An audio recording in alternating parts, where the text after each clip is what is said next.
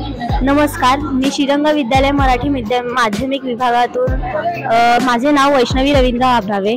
आम्ही या प्रोजेक्टद्वारे सांगू इच्छितो की ठाणे 2030 मध्ये कसा असेल।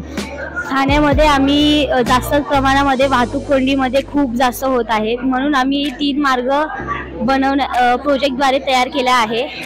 हा आहे भुयारी मार्ग, हा आहे जल मार्ग, हा आहे वर्तुळाकार मार्ग।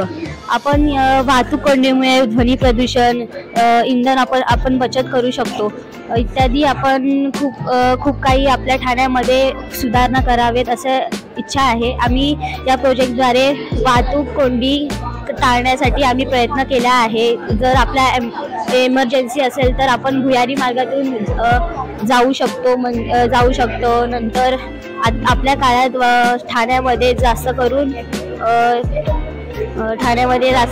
लोकसंख्या जास्त झालेली आहे, म्हणून प्रत्येक लोकसंख्या आहेत म्हणून आता प्रत्येक घरामध्ये 3 ते 4 गाड्या असतातच।